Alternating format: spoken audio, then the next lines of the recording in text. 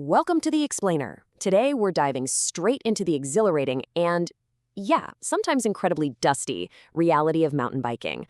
But more importantly, we're going to talk about how to expertly manage its inevitable risks. You know, whether you're a dedicated weekend warrior or an absolute beginner, we're going to break down the actual mechanics of trail safety. That way, you can focus on the ride, not the fear. So let's get into it. All right, it's time to just go ahead and acknowledge the elephant in the room. Look, no mountain biker likes to think about crashing, but the reality? Falls are just a part of the sport.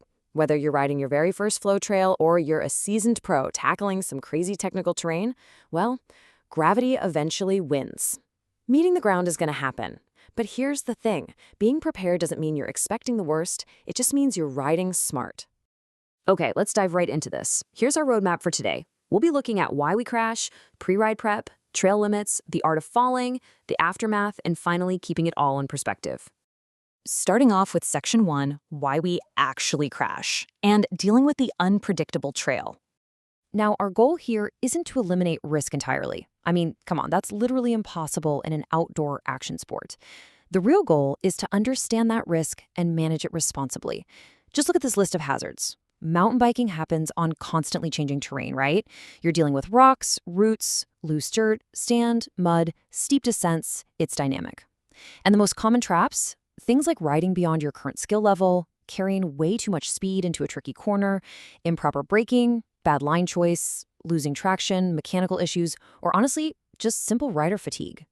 Even highly skilled riders crash occasionally, simply because the trail is a totally uncontrolled environment. Moving on to Section 2, pre-ride gear and checks. Because, let's be real, safety starts in the garage. The absolute simplest way to survive a crash is to protect yourself long before your tires ever hit the dirt. Obviously, a properly fitted helmet is absolutely essential every single time you ride, no exceptions. But look at the second item here, gloves. There's this mini narrative that plays out in almost every single crash. When you go down, your absolute first instinct is to throw your hands out to catch yourself. Gloves protect your palms from tearing and actually improve your grip during that fall. Then you've got knee pads, because knees almost always take the blunt force of everyday trail impacts. Elbow pads are super helpful when you're pushing into technical trails or just learning new skills. And of course, eye protection, crucial for blocking dust, rogue branches, and taking a bug to the eye at 20 miles an hour. But hey, protective gear is only half of the garage equation. You really should treat this like a professional pilot's pre-flight checklist. Mechanical failures actively contribute to crashes. So before you even head out, run through this quick list. Check your tire pressure, verify your brakes are actually functioning, ensure your wheels are secure, inspect the chain condition, and dial in those suspension settings. Seriously, a quick 2-minute inspection right now prevents a catastrophic problem later on the trail. All right, Section 3, riding within your limits, or as I like to call it, the mental game. You see, crash prevention isn't just physical. It relies heavily on your mental game and the decisions you make mid-ride. This right here is a mantra every rider needs to internalize. Confidence grows through repetition, not pressure. One of the absolute best crash prevention strategies is simply knowing when to say, yeah, not today. You don't have to ride every single feature, you don't have to clear every jump, and you certainly do not need to follow faster riders into terrain that just makes you uncomfortable. It is totally okay to walk features you're unsure about. Build those skills gradually and just progress at your own pace.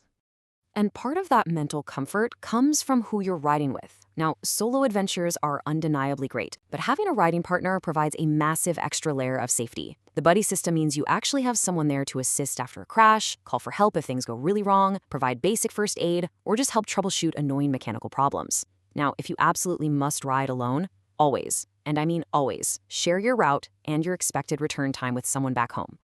Which brings us to Section 4, the art of falling, or what happens when gravity wins. Okay, let's talk about the scary part. What happens in the exact moment things go sideways?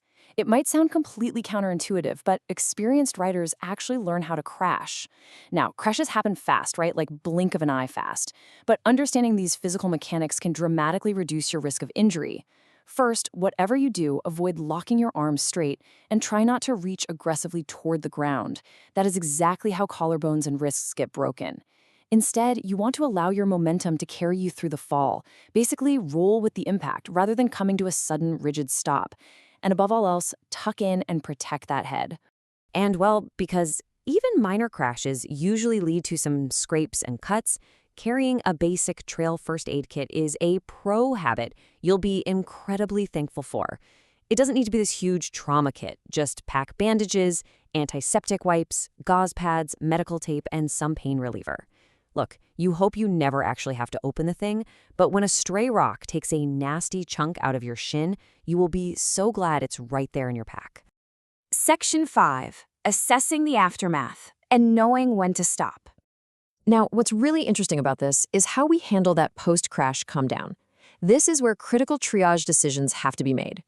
On one hand, you've got your typical minor mountain bike fall, right?